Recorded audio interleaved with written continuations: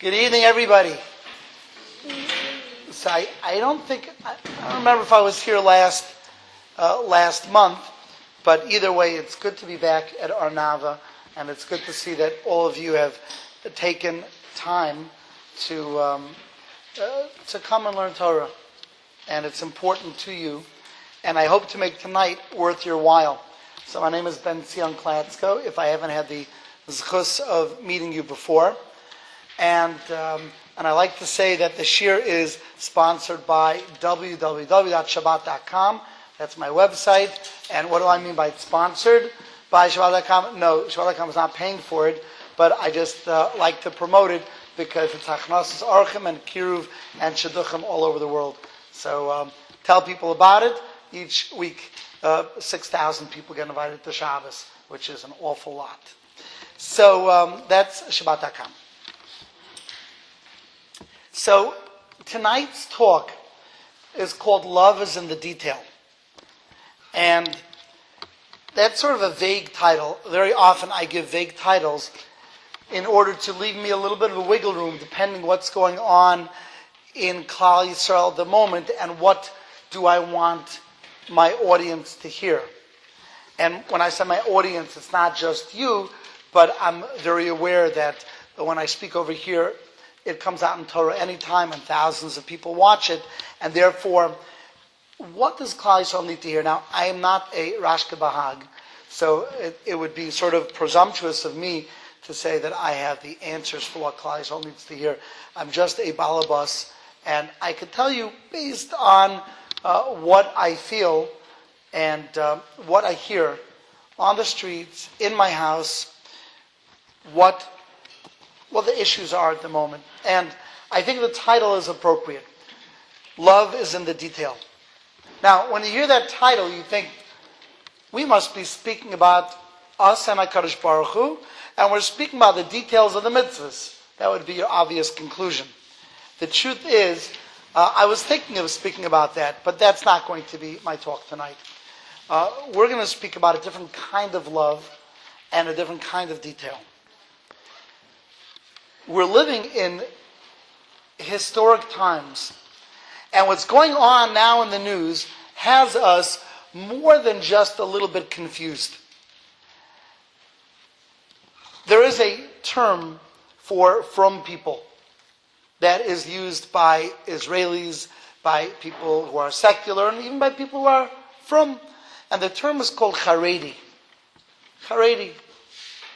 Now, if you grew up from, and I would have asked you perhaps 2 years ago, how many of you are Chareidi? I think most of you would have put up your hands. I want to do a little experiment. How many of you are Chareidi?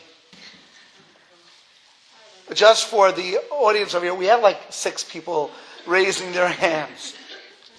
So there's been this amazing, perhaps scary shift. And the question is it semantics? Or has Chareidi come to mean something else? And how has that interfaced with the rest of Klal Yisrael?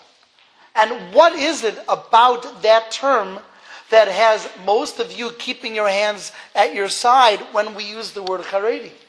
What is it? Now, we know that the press is notoriously unreliable, and they will use whatever word fits their agenda.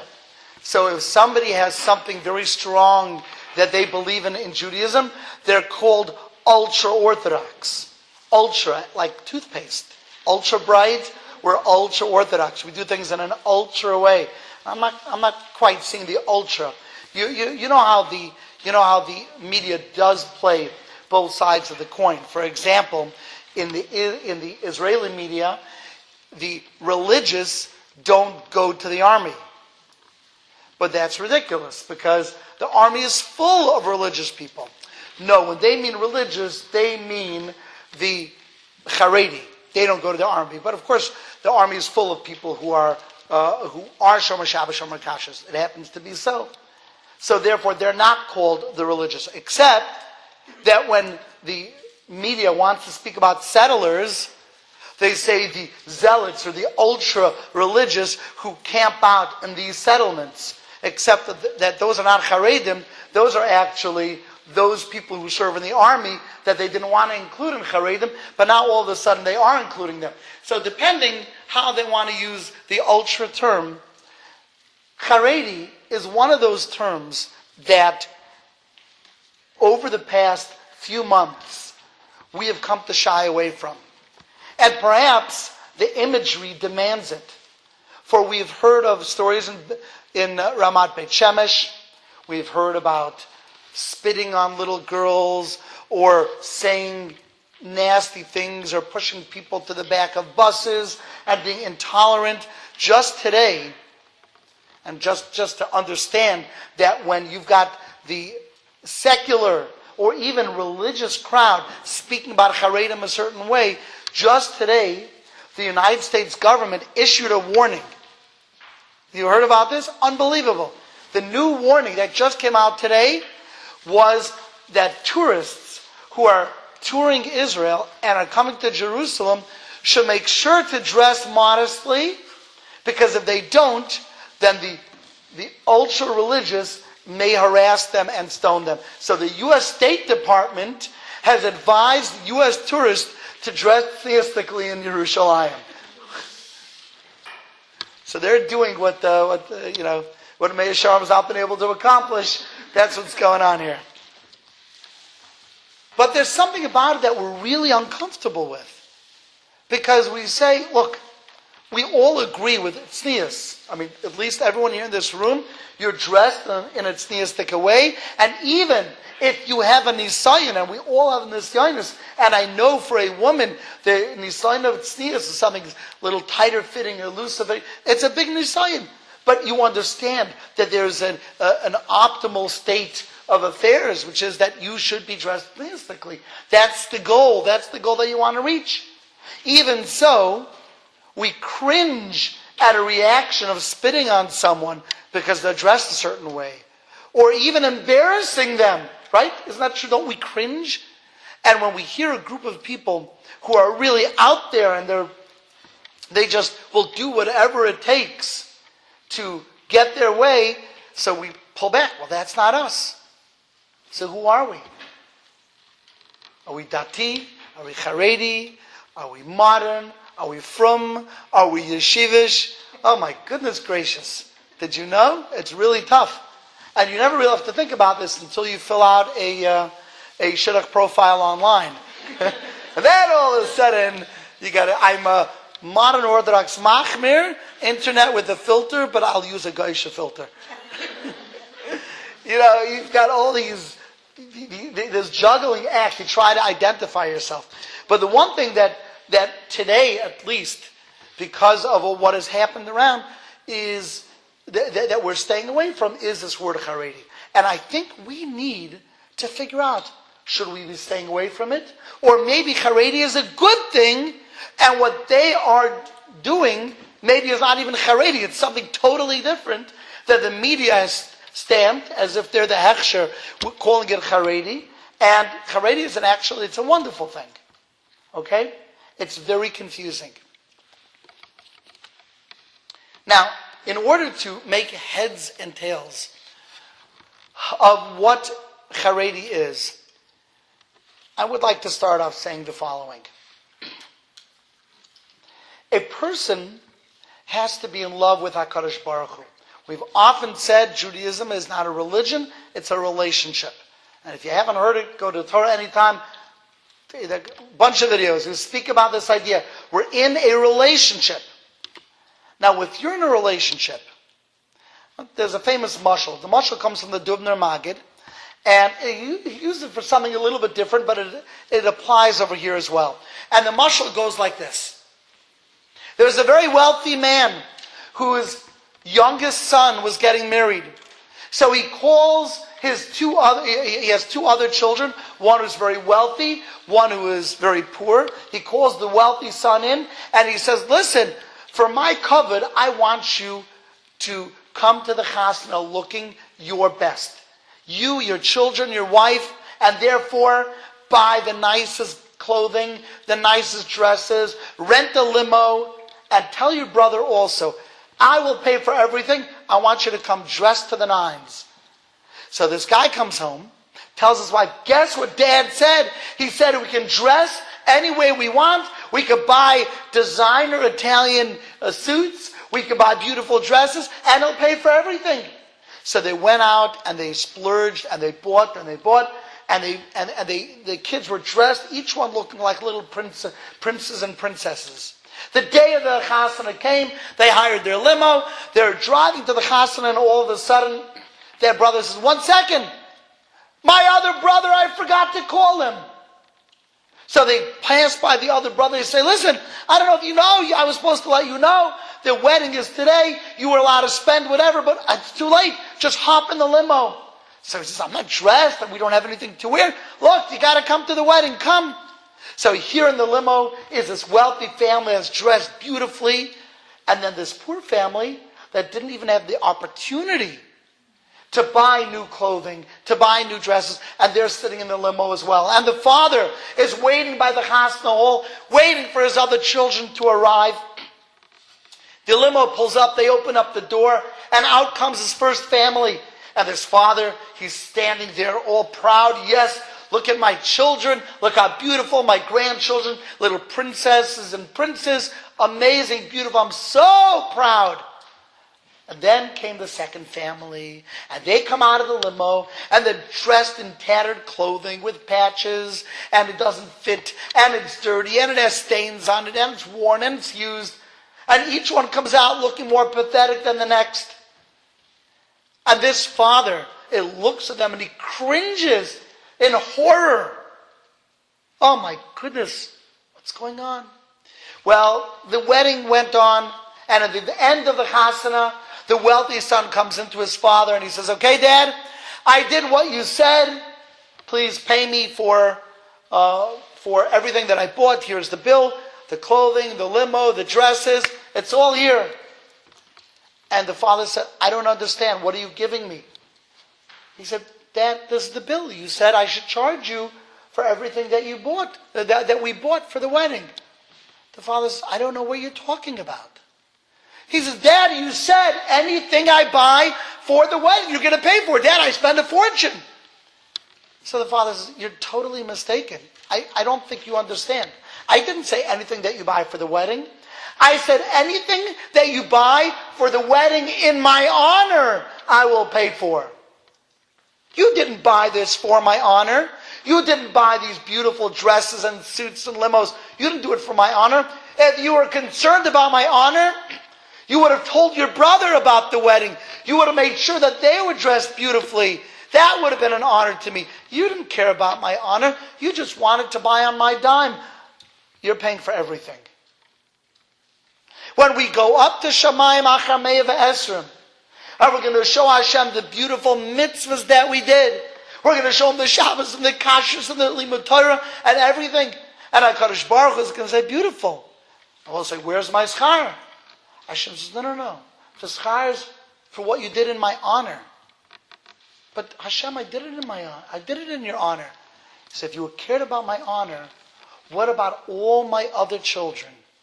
Are they not my honor? Are they not my children? Do I not care about them? I care about them so much. If you cared about my honor, you would have done something about them as well.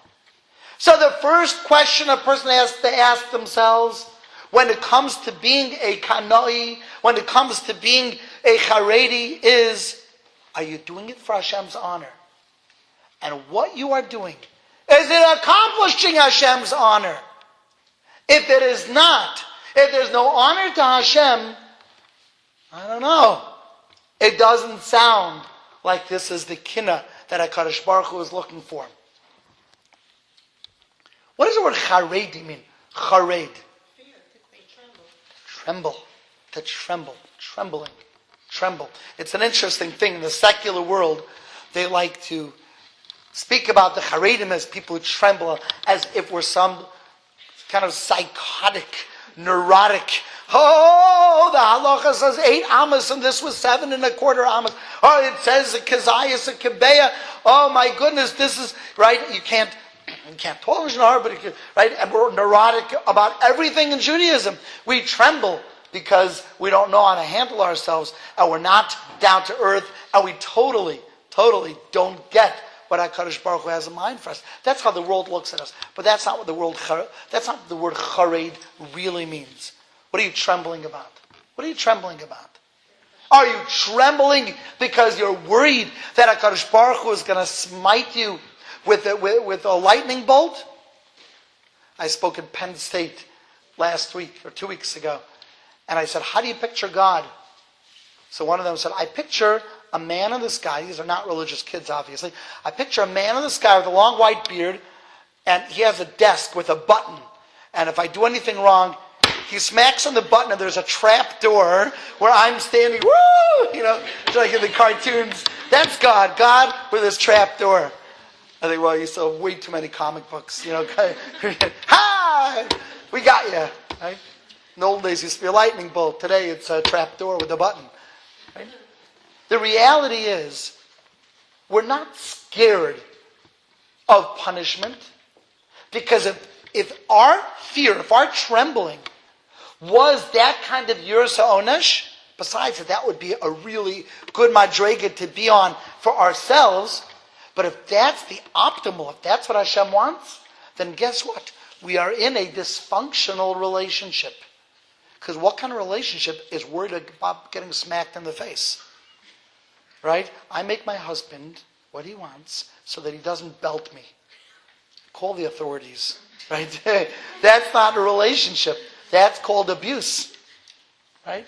Now, of course, HaKadosh Baruch Hu has schar v'onesh, but that's not the Chareidi that we're talking about. When we speak about trembling, what are we scared of? It's simple. When you're in a relationship and it's not going well, what are you scared of? You're scared of the relationship dissolving. You're scared of the relationship dying. You're scared of getting the silent treatment. And the Aron Kodesh, the Kruvim that stand for us and HaKadosh Baruch Hu. And when we and HaKadosh Baruch Hu are not doing well together, what happens to the Kruvim? They turn around. Silent treatment. I'm not speaking to you. Well, I'm not going to speak to you either. That's the fear. We tremble not out of fear of punishment, but because we want so badly to have Shekhinah amongst us. We want so badly to have HaKadosh Baruch Hu with us. We want nothing more than that. That's what we're afraid of. Even, by the way, the punishment that it speaks about in the Torah, that punishment, what is that punishment a result of? It's not, Hashem is going to make your enemies, 10 enemies chase after 1,000 enemies, and you're going to eat up your children, and all sorts of horrific punishments. But if you look carefully in the Toichacha, it explains, no, the punishments are all about v'hoya im telchu imi bekeri v'halachti gam ani b'chamas keri. What does keri mean? Keri means it just happens by itself. If you want to interact with me in a carry way, in a way that randomly, exactly. Random. It just happens. It just happens. You know what? If that's how you want to interact with me, I also will treat you as if it's random. I will let life attack you without my protectiveness. Without sukkah shloimecha, without the protection of Hashem. And guess what? There's only 15 million Jews. There are 7 billion non-Jews. And if Hashem takes away his protection, guess what? We're toast. There's no way. There's no way. So all the punishments are simply not having a relationship with Hashem. Understand that? It's interesting that in the Chodesh, in the month of Av, it says, Reya Mazali, we have a bad mazel. And the Ritva says, what do you mean? I thought Jews don't even have mazel. Ein mazel Yisrael. How could we have a bad mazel in the month of Av if we don't have any mazel whatsoever? So the Ritva says, that's the mazel. The mazel is that we have mazel. That's the bad mazel.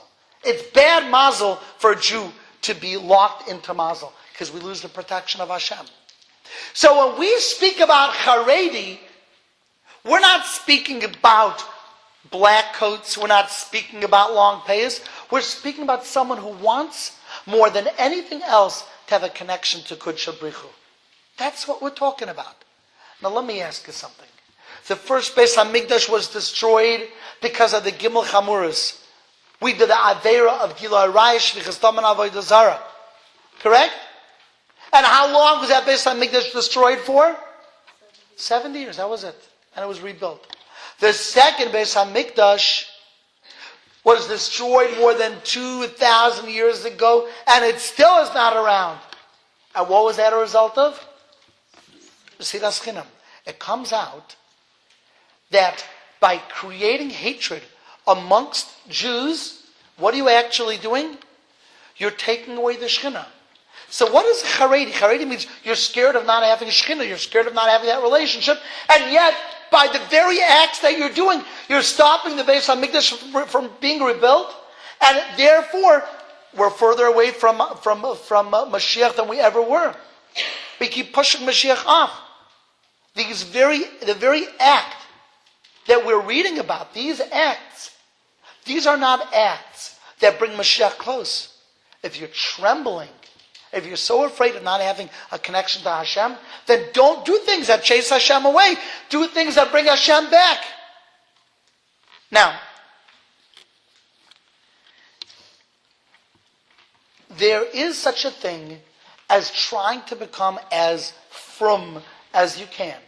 To take the way that you grew up, and to add on to it whatever chumrah it is, to add on to it to be a little more tzniistic, your davening should be a little bit better, you should stay away from Lashon Hara a little bit more. But what happens if that frumkeit then makes you go around and look at other people and sort of destroy them with your gaze? Remember Rav Shimon Bar Yochai? 12 years in the cave. 12 years. He comes out and he looks and he sees a man plowing the field. He looks at that field and it bursts into flames. HaKadosh Baruch Hu says, what? You came out to destroy my world? Get back in the cave. He comes back out a year later and he sees a person holding these two myrtles, these two hadassim. Hadassim, Arabas. He's holding hadassim. He's holding these two hadassim. He's holding these two hadassim. And he says, what are you holding them for? Zachar v'shamar. Oh. And he was able to be at peace. Now, it's an interesting thing. You all know the story, right? It's an interesting thing. Why did he have to see the person holding these two hadassim? Why not? He went back into a year to cool off in the cave. He came out, now he was better. That didn't happen. He came out a year later, and then he had to see this person holding these two hadassim that he didn't know why he was holding them, and then he was okay. It was a result of being there, right? It was a result of the planting the year before? That I didn't hear. I didn't hear that.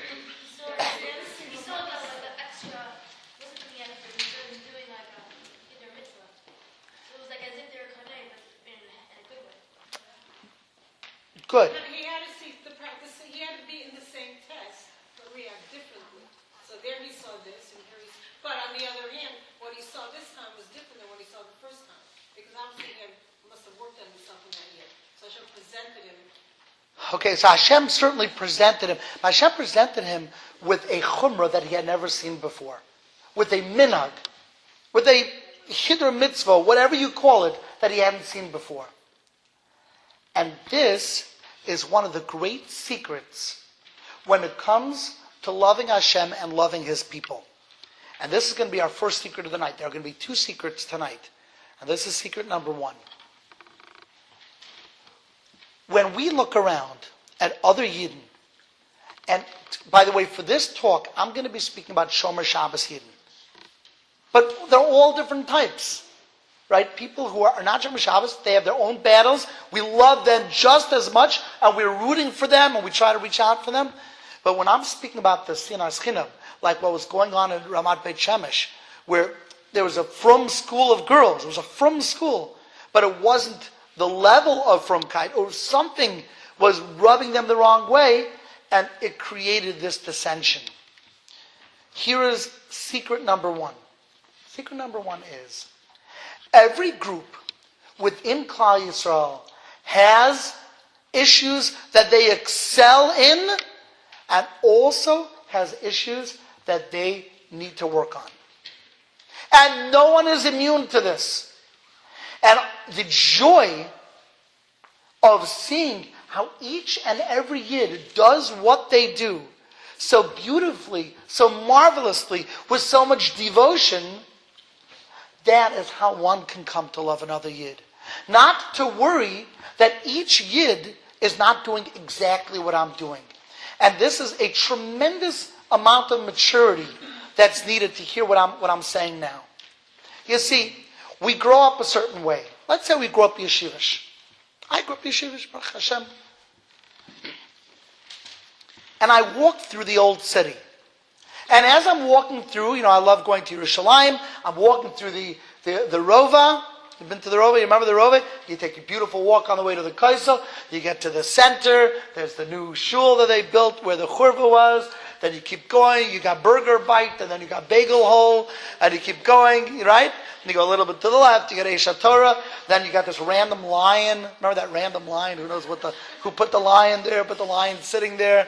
People put stickers on the lion. They take pictures by the lion. What's the lion doing there? Oh, but there's a very nice Svarim store over there, right? Which is much bigger than it looks from the outside. Right? You come in, it looks small, and then, whoa, it's very big. Right? Beautiful place, the Rova. Who doesn't love to be in the Rova? Except that if you grow up, let's say yeshivish like me, you look around, and 1 second. There's these modern Orthodox people, I don't know. Oh, there are these Breslovers. Oh, they're nuts. Oh, there's Chabad guys. Oh, Mashiach, don't even get me started. Oh, these people are totally, he's Hasidim, but, and what you do is you slice and you dice and you whittle away at who is Jewish and who's acceptable, and it turns out in the entire row where there's like 3 people that are acceptable in your eyes, and everyone else is misguided. Nebuch. That's what ends up happening to Yiddishkeit. I'm telling you, for a yeshiva shagai, I'm telling you, as the yeshiva man, there is nothing more confusing than coming onto an Egged bus and seeing a 17-year-old boy with a kippah sruga and long payas learning Mishnayos Mavaeres Basmada Rabbah. Like, we don't know what he's learning Basmada.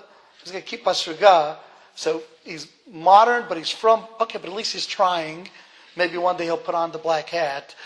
Maybe not. But it's confusing. It's confusing. And it takes a tremendous level of maturity to understand the following idea. How you grew up within Yiddishkeit is right for you. And you must not abandon it. And if you abandon any of it, you are being parid together. If any of my sons, Chas v'shalom, were to take off the black hat, it would be put together because they grew up with that. Their Yiddishkeit was part and parcel. Now, if they decide to, so we'll deal with it, and then, that's, every person has their bechira. But at least, that's their starting point. This boy on the Egged bus, that wasn't his starting point. He is not any less for not wearing the black hat. He grew up on a moshav. He sings Friday night until midnight. Beautiful nigunim. He comes to shul in short sleeves because that's how his family does. That's how they do it in the moshav. He tries to watch his mouth from Lashon Hara. And he could be just or even more beloved in Hashem's eyes than me or any yeshiva guy. And it's not because his good outweighs the fact that he doesn't wear the black hat. No, that's not what I'm saying. I'm saying how he grew up is right for him, and that's his starting point. And within Yiddishkeit, there are many, many, many factions. There are many groups, and each one has their Messiah, how they grew up. It's interesting. When I go to Eretz Israel with a group, so often we'll go to a hotel for Shabbos. And we'll go to the hotel, and there'll be a shul at that hotel. And the shul at that hotel, there'll be like a bar mitzvah there, and some Israeli family rented out a little part of the hotel, and they'll be there with their extended family and friends. And you'll come to the shul, and they'll all be with kippahs sugaz. They'll all be with the blue short sleeve shirts, davening. They'll all be on time to davening. The yeshiva guys rolling, whenever we end up rolling in. They sing and they dance and they're into it. And it's right for them. Are we mature enough to understand that something can be right for someone and not right for us without judging? That's the ultimate in maturity. This is what the Shvatim were all about. Rabbi Victor Miller says that when the Shvatim came into Mitzrayim, they were separate and they did not intermarry while they were in Mitzrayim. They stayed separate throughout their time in Mitzrayim, because each one had their own tachlis, and they understood they had their own tachlis. And Yisachar didn't look down at Zvulun as a bunch of balabatim. No, Zvulun is there. They're not just balabatim. They're there because they have a very big tafkid. And Zvulun didn't look up to Yisachar necessarily because they're the learners. They said, look, you're doing your tafkid, I'm doing my tafkid. And Dan has his tafkid, and Reuven has his tafkid, and Levi has his tafkid, and each one of us have. Now, don't mistake me. I am not saying that everything within Yiddishkeit is okay. This is not a message for pluralism. If you hold on to halacha, and you have a Rebbe, and you have a Masorah, that's all I'm referring to. And we know this, by the way. We really know it in our hearts. My sister married a Sephardi. So guess what? My sister eats corn on Pesach. And rice! You know what would happen if someone dumped rice in my food on Pesach?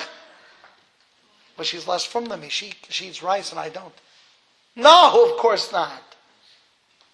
What was right for them is right for them. And I'm mature enough to know that what's right for them is what they should be doing. And that would be wrong for me. It's something we must think about because we're so into us and them. We walk into a borough park and we see the Hasidim, and the Hasidim even see each other. I mean, I'll tell you a dialogue that I saw which would blow you away. There was a Hasidic guy and a Moshavnik, and they were speaking to each other. These Israeli kippahs sugah guys. And this, the Hasidic guy made some sort of a comment, like, us were the frummer, and this Moshavnik says, I don't think you're frummer at all. I don't know what you're talking about. He says, what do you mean? I mean, look. He says, what? Because you're extra makman tznius? The guy said, I'll grant you that you are better at tznius than us. I'll grant that to you. That's our nisayon. And sometimes our wives or our daughters wear sleeves that are shorter above the elbow. I'll grant it to you. But guess which group doesn't mizman tefillah? It's us. Guess which group holds of the Rambam and makes Yishuv Eretz Yisrael a mitzvah? Right? The Rambam says the Yishuv every step in Eretz Yisrael. We value this mitzvah. To us, this is our chumrah. You guys, whatever, Eretz Yisrael, I come for yeshiva, leave. So are you the machmir or are we the machmir? We're machmir about Eretz Yisrael. And there's a lot to be said about that. That's not stam hedel v'rik. There's another group. Each group has its nisayon. And each group has its mila. The question is, are we mature enough to be able to create this achdus? Because if we can't look at another yid and view the beauty in that yid, there's a Hasidic vitz. I mean, it's Hasidic saying, they say, why is it that we say, Shelo asani goy? Thank you, Hashem, for not making me a goy. Why don't we say, Shelo asani Yehudi? He says, because we would get into every fight in the book. Well, I'm the yid, but you're not the yid. Look at me, I'm not the yid. So the one thing we could agree on is that we're not a goy. But who's a yid? I don't know. We'd duke it out. It's the craziest thing. You want to know the issue? The issue is that we're not mature. We can't look at another yid and see value in what that yid does. We just have a tough time. So that is step number one. That is rule number one, guide number one. What is right for you, how you grew up, is how you should be following. It is. Hopefully you have a good Masorah. You learn from your parents. You have Rabbeim. It's right for you. And if you deviate, there are questions that must be answered. But that doesn't mean it's right for everyone else. And how they grew up is right for them. That's number one. Now I'm going to say something that's maybe even more powerful than that. There's a secular author named Stephen Covey, and he says the following. Within relationships work like a bank account. How bank accounts work? You have a bank account, you make a deposit. So I'm going to make a deposit, and I'll make a deposit of $200. The next week I come to the bank, and I write a check for $5,000, and I want to cash it. Is the bank cashing my check? No. What will the teller tell me? You cannot cash a check of $5,000 if you only deposited $200. So Stephen Covey says relationships work like a bank. If you want to make withdrawals in the relationship, you have to make deposits. And if you didn't make deposits, you cannot possibly make withdrawals. There's nothing there to withdraw. How much more so does this apply to relationships within religion? You want to make a withdrawal? You want to tell this chayelet, this lady soldier, please, we're uncomfortable. Can you please go to the back of the bus? We're more comfortable with separate seating. Then make deposits in the relationship. The big problem is not what we're comfortable with. We have the right to say, I'm uncomfortable with a certain thing. Right? I have certain laws, right? I have certain things. I'm even allowed to impose on you if I do so like a mensch. But I'm not going to be listened to unless I made deposits. And by the way, when it comes to religion, it's not a 1-for-1 deposit. It's at least 5 to 1. It's called the 5 to 1. You make 5 deposits. You invite the secular Jew over for Shabbos. You're there when the secular Jew needs your assistance. You're there for them and they know that you've got their back. Then, when the time comes and this Chareidi community wants to make a withdrawal, then maybe they'll have a listening ear. The big problem is that the Chareidi community doesn't make deposits, but it makes withdrawals. So what do you think the reaction's going to be? How do you think they're going to react? Of course they're going to be upset. And don't tell me that a Chareidi person cannot make deposits. I had the zchus of spending the day with a man named Rabbi David Grossman from Migdal Emek. I brought a group of students, about 42 students, from all over the world in a group called the Jewish Student Leaders, and we went to visit. We were trying to cultivate leadership on campus, and we brought them all over the place. We gave them leadership seminars, but nothing did it like Rabbi David Grossman. When they left, they were crying. You know what Rabbi David Grossman is? I'll give you the very brief biography. He is a man straight out of Mir Yeshiva. He's a 6th generation Yerushalmi with beautiful hadras panim, a beautiful face, a long snow white beard, and beautiful, immaculately curled payas. And after the 6-day war, he told himself, Hashem must love the Jewish people. And therefore, I want to do something for Hashem. So he went to this town called Migdal Emek, one of the most crime-ridden towns in all of Eretz Israel. A city full of dropouts, a city full of drugs, abuse. And he goes into the disco hall. And when he walks in, people looked at him and they said, oh, you're probably on the way and you were traveling and you have yard site or you need to say Kaddish, so you're looking for a minyan. Is that what you're doing here? He says, no, I moved into your community. They said, why? Because I want to be here with you.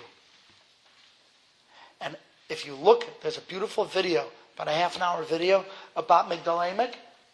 And a few days later, these bums, these dropouts, are dancing to this disco music in the disco hall with Rabbi David Grossman on their shoulders. Dancing. He's up there. They don't know what to do. This rabbi who's so full of love and acceptance. And then a little while later, he rents out a small little classroom. And he finds 18 kids from broken homes. And he invites them. And they come and they begin to study with him. And he builds this amazing, amazing community. From preschool, from nursery, through elementary school and high school, he teaches them Torah. He helps them get a job. He even made a deal with the army to delay for 2 years to allow them to get 2 more years of Torah under their belt. And then, yes, they go to the army. And when they go to the army, now they're much more resolved to keep Torah. Because they've had those 2 more years where they were mature, where they learned. Today, Migdal HaEmek has 6,000 people currently enrolled from the nurseries up through training school. 6,000. And he walks through Migdal HaEmek not like a king, but like a father. And he tries to learn their names. And if you look at the kids at Migdal HaEmek, none of them look Hasidish. He didn't try to mold them after his image. He just wanted to give them the gift of health, the gift of Torah. He wanted to give them all of these gifts combined in the most beautiful way. And in the interview, there was a guy who said, look, he doesn't care whether I'm religious or not. He's just looking out for us. Now, between you and I, does he care? Of course he cares. But if he can reach out in a way that this grown man says he doesn't care, that means he is showing unconditional love.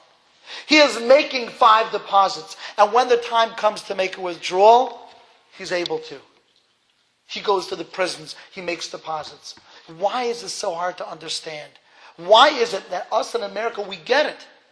Go to Mir Yeshiva, go to these communities and tell them, you want to influence, you want to teach, make deposits in the relationship.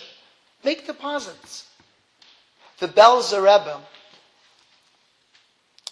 Rebbe in Eretz Israel is very against. Should I wait?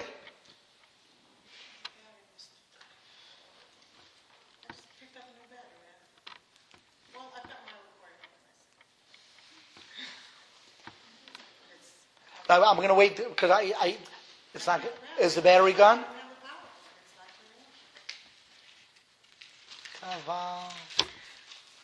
Does the world need to hear this? Yes, absolutely. Gotta bring an extra. I've been begging them to get me the power for a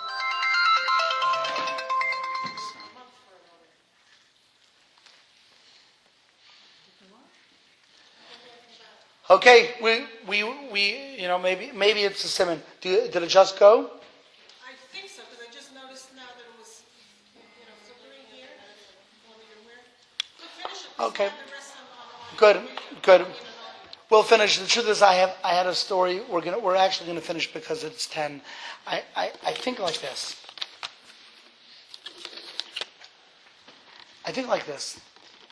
With these 2 rules that we just stated over here, very obvious. A, that there are places, there's a makam for each and every person out there in their Yiddishkeit. If they are Shomer Shabbos, if they're keeping halacha, to be able to look at the chassid, at the kibbutznik, at the Breslover, at the Lubavitcher, and it doesn't mean we have to agree with everything. But to understand in a certain way, if we are there to rip everyone who is not exactly like us, that was never the Ratzon of Hashem. So to keep that mature concept in focus. And number 2, critical as well, to understand we must make deposits.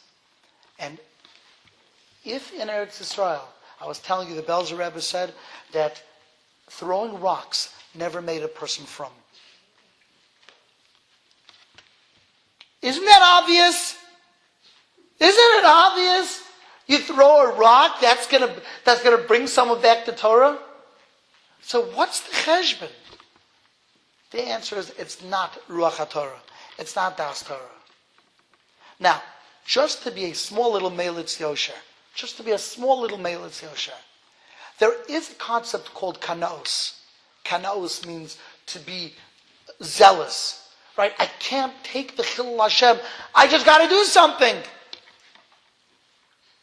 Kanos has its place within Yiddishkeit. But I have two things to say about that. A, you better be very careful if you're a kanoi. You better be consistent. Because if you're not consistent, if you are a kanoi about things that you yourself are having issues with, maybe even to validate yourself, because that exists as well, HaKadosh Baruch Hu is not having nachas ruach from it. Right? That's not nachas ruach. And number two, even kanos that we have in the Torah, Pinchas, Vayeyotza HaMagefa. The kanos was there not simply because he had to do something, anything, so this is what he did. He did it because he understood that if HaKadosh Baruch Hu would feel like someone is going to stand up for his kavod, so the Magefa would end. Kanos for the sake of kanos, that's not, we're not in that madrega. It doesn't bother us so much. I'm telling you. You make every bracha with kavana, we'll worry about you being a kanoi properly. But if you're not that kind of person, throwing rocks, and I know I'm preaching to the converted. I'm singing to the choir. So I say, right, you all understand this. We just have to spread it. Because that kind of kanos, it's not Yiddishkeit. And it's not helping anyone. If anything, it has caused among the greatest Chilul Hashems that we have seen, at least in my lifetime, in the past few months, in the paper, in the media. So much so that 6 of you raised your hand when I said Chareidi. 6 of you. And there should be nothing embarrassing about trembling, about being nervous, about connecting to HaKadosh Baruch Hu. But because we know intuitively and intellectually that what they are doing is not giving Hashem nachas ruach. Any questions? Boom, boom, boom. Yeah. This is not directly related, but how do you deal with not religious religious barriers, like personal, like affronts, and like intellectual, like someone's like not on your page, like. I mean, what? They think they're more religious. They think they're. No, I'm saying nothing to do with religion. I'm saying number one, like a personal thing. If you don't feel like someone likes you, how do you love them anyway? And number two, if you look down on someone because they're not so smart. I mean, someone's looking down on you, or you're looking down on someone else. I think that we have to work on ourselves.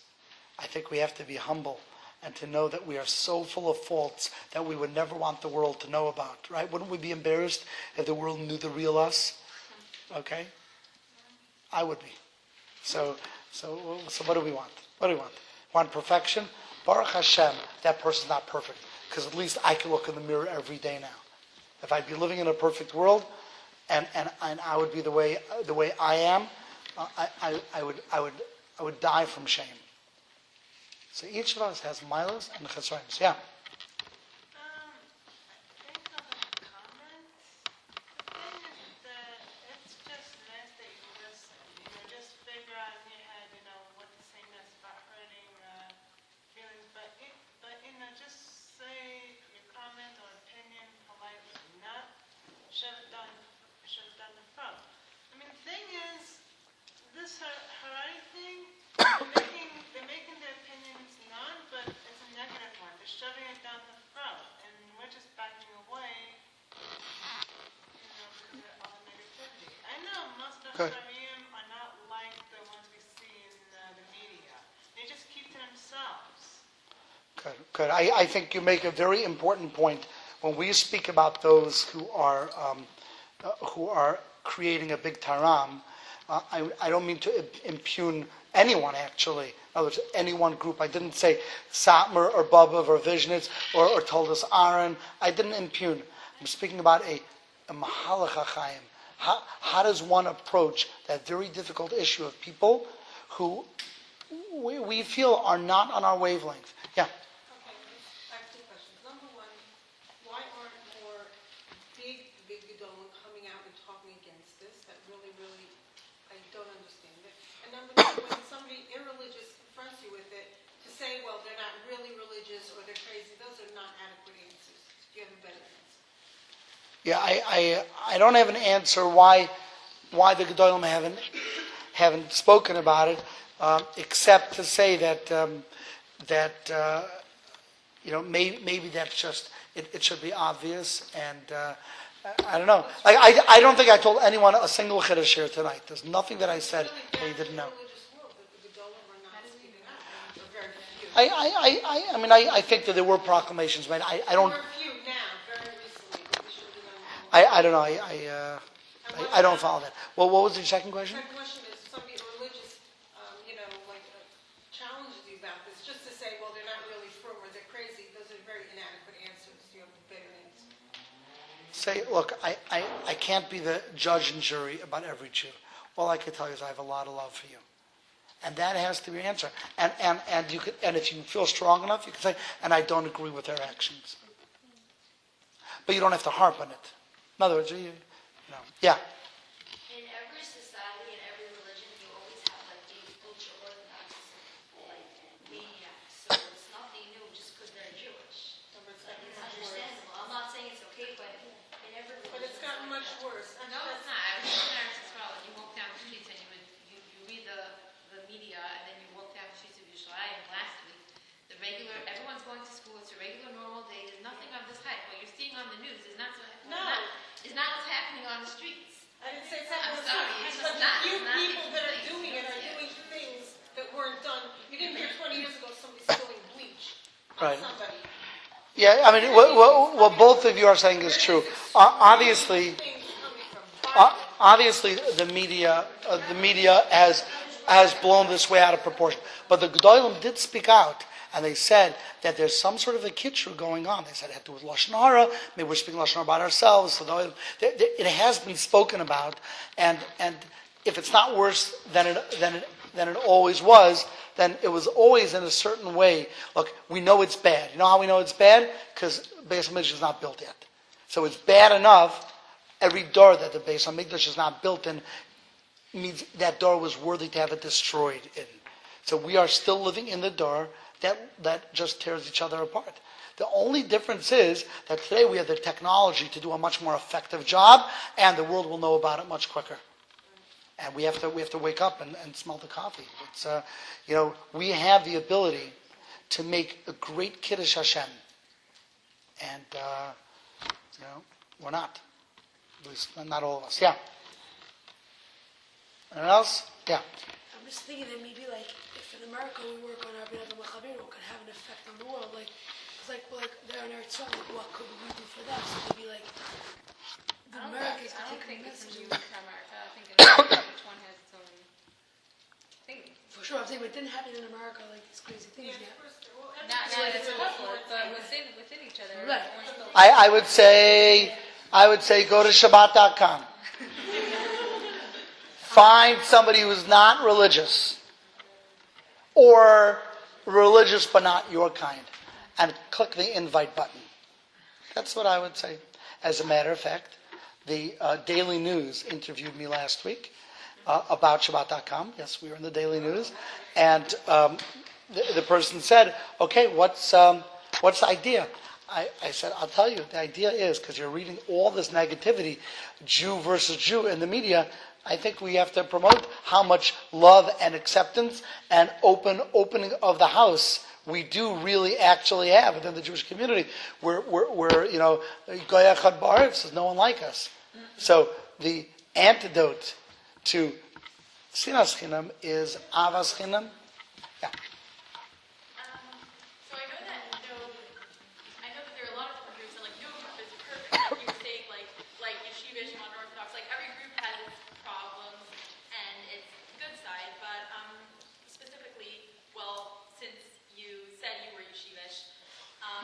I was wondering about like one specific aspect of the yeshiva chinuch system, which is actually it is in the education system that they explain why like certain groups within Yiddishkeit are not like are incorrect in their hashkapas.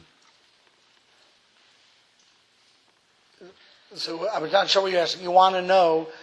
Like for example, like certain teachers, there are certain teachers in certain classes, let's say, in a lot of basic active schools and in a lot of very yeshiva schools that like explain that specifically put down other groups and explain how like the yeshiva shmahalach is like the only correct way and like any divergent views are not right. I never heard such a class. It would be interesting to me. But I'll tell you something. It wouldn't surprise me if such a class were given, and not only that, but even the material wouldn't surprise me, because I think that many groups can make such a case.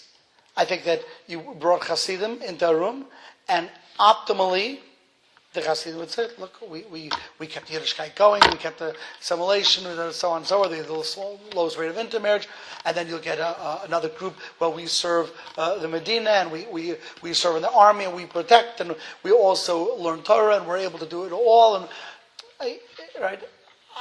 it sounds strange to me that there was such a... Yeah, our child would do the right thing. It just lose like a little bit, or if they do mistakenly, they're trying to give them pride at Right. what they're doing, but sometimes it happens at the expense of...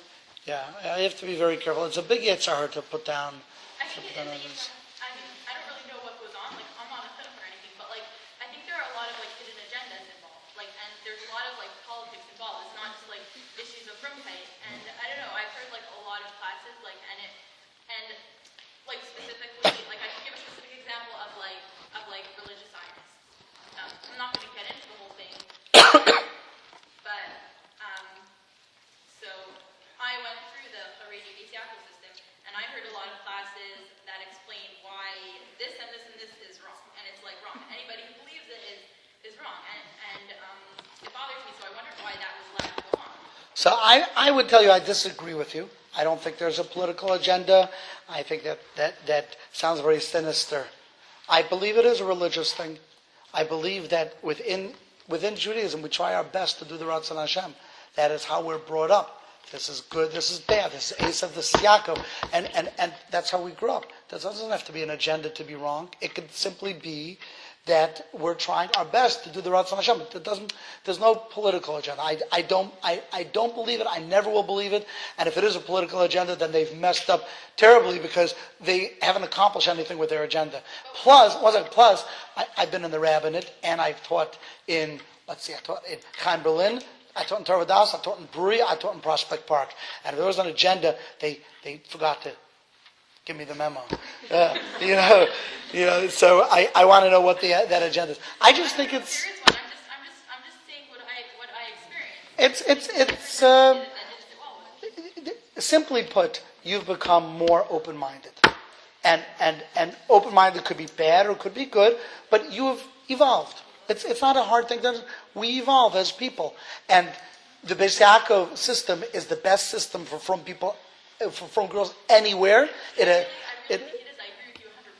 It just that specific thing, like it just always bothered me. I mean, it has for a while, and I'm wondering like why. Because they're trying to give you MS the way they understand it. It's just... But it's not MS. No, you can't say that either, because then you're in the same boat as them. You could say that there is a variation, and for them, their Masorah is that religious Zionism is flawed. That's variation, but like I don't think you could like be taught that one group of Yiddishkeit is completely wrong. Like you're gonna look. You have to be taught, like you said earlier. What's your name? I don't remember your name. But she said earlier that they're trying to give you pride in what you're doing. And I don't have a problem. Look, I teach my kids what I believe to be the emes. I don't have any political agenda. I teach them what I believe to be the emes. That's it. Now, I'm trying to teach them also to be tolerant. I have my son over there. I can ask him whether I did a good job or not. By the way, is anyone going back to Far Rockaway?